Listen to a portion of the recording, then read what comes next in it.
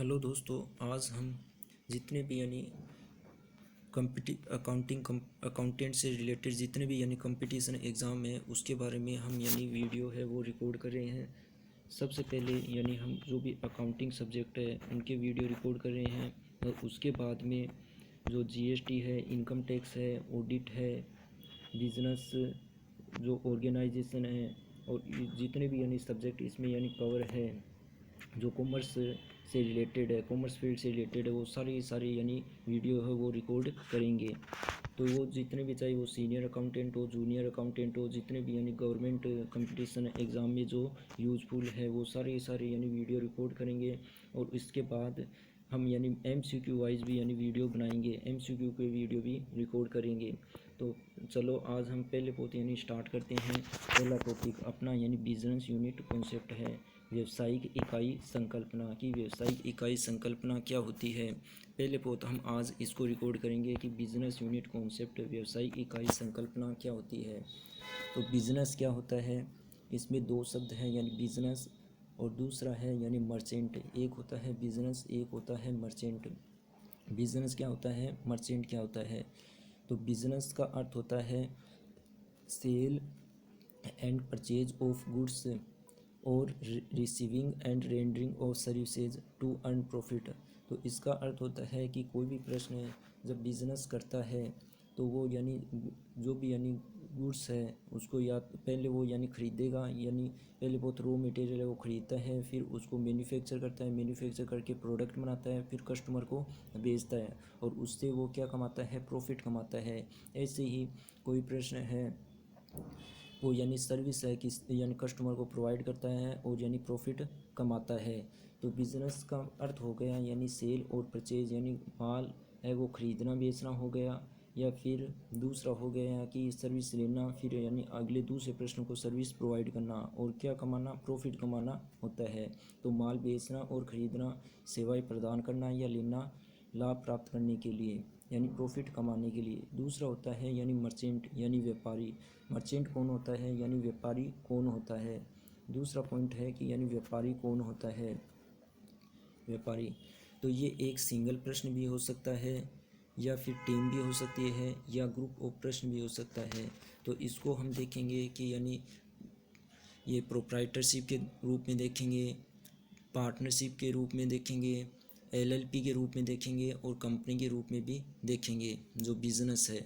और ये कोई भी सिंगल प्रश्न चला सकता है या एक टीम के रूप में हो सकता है या ग्रुप ऑफ प्रश्न के रूप में भी हो सकते हैं। अब बिज़नेस का अर्थ हमने समझा और मर्चेंट का अर्थ समझा। अब हम आते हैं बिज़नेस यूनिट कॉन्सेप्ट, ये क्या होती है। तो business and merchant both are separate person because business is a artificial person and merchant is a real person. कि जो मर्चेंट जो व्यापारी होता है वो रियल प्रश्न है। तो रियल प्रश्न का अर्थ हो गया कि उसका फिजिकल सब्सटेंस भौतिक अस्तित्व होता है।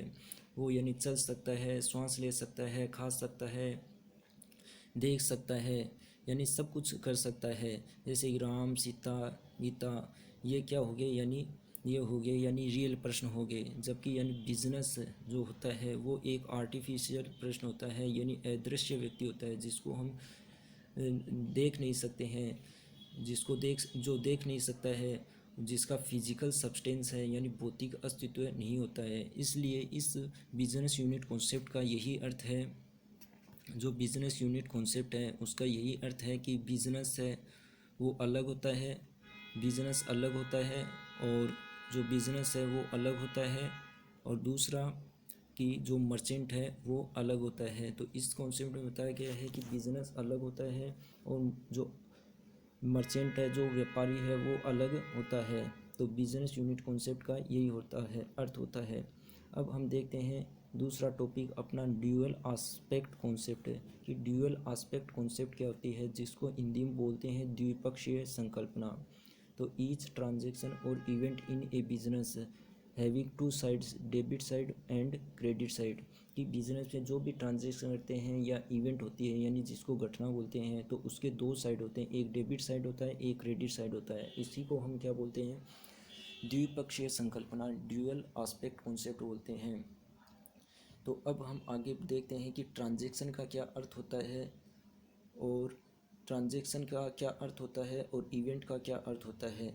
तो ट्रांजैक्शन का अर्थ होता है only a monetary activity that is recorded as a entry in accounting records.